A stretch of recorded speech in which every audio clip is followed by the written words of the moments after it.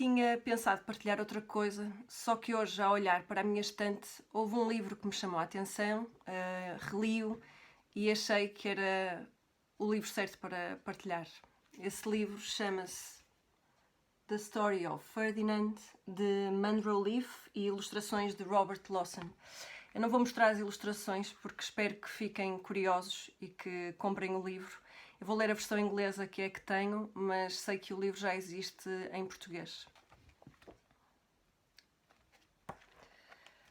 Once upon a time in Spain, there was a little bull and his name was Ferdinand. All the other little bulls he lived with would run and jump and butt their heads together, but not Ferdinand. He liked to sit just quietly and smell the flowers. He had a favorite spot out in the pasture under a cork tree.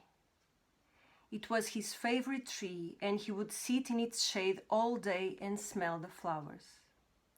Sometimes his mother, who was a cow, would worry about him.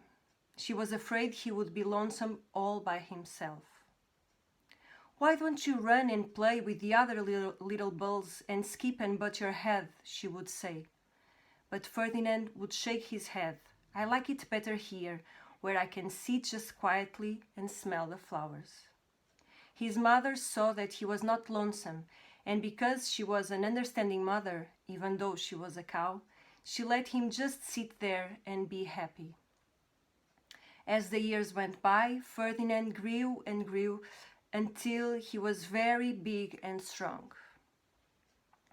All the other bulls who had grown up with him in the same pasture would fight each other all day. They would butt each other and stick each other with their horns. What they wanted most of all was to be picked and fight all the bullfights in Madrid.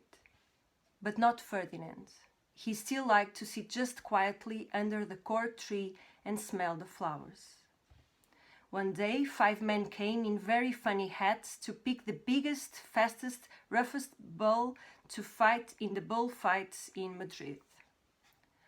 All the other bulls ran around snorting and butting, leaping and jumping, so the man would think that they were very, very strong and fierce and pick them. Ferdinand knew that they wouldn't pick him, and he didn't care. So he went out to his favorite cork tree to sit down. He didn't look where he was sitting, and instead of sitting on the nice cool grass in the shade, he sat on a bumblebee. Well, if you were a bumblebee and a bull sat on you, what would you do? You would sting him, and that is just what this bee did to Ferdinand. Whoa, did it hurt! Ferdinand jumped with a snort. He ran around puffing and snorting, butting and pawing the ground as if he were crazy. The 5 men saw him and they all shouted with joy. Here was the largest and fiercest bull of all, just the one for the bullfights in Madrid.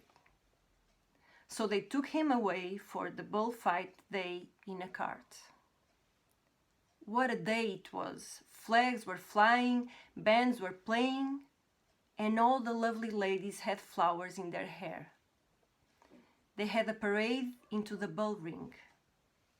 First came the banderilleros with long sharp pins with ribbons and them to stick in the bull and make him mad.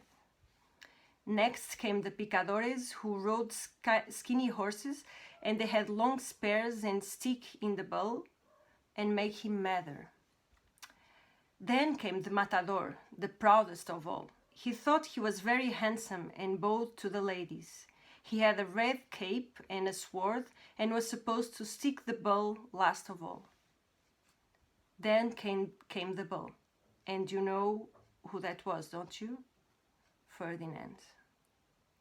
They called him Ferdinand the Fierce, and all the banderilleros were afraid of him, and the picadores were afraid of him, and the matador was scared stiff. Ferdinand ran to the middle of the ring, and everyone shouted and clapped because they thought he was going to fight fiercely and butt and snort and stick his horns around. But not Ferdinand. When he got to the middle of the ring, he saw the flowers in all the lovely lady's hair, and he just sat down quietly and smelled. He wouldn't fight and be fierce no matter what they did. He just sat and smelled. And the banderilleros were mad, and the picadores were madder, and the matador was so mad he cried because he couldn't show off with his cape and sword. So they had to take Ferdinand home. And for all I know, he's sitting there still, under his favorite cork tree, smelling the flowers, just quietly. He is very happy.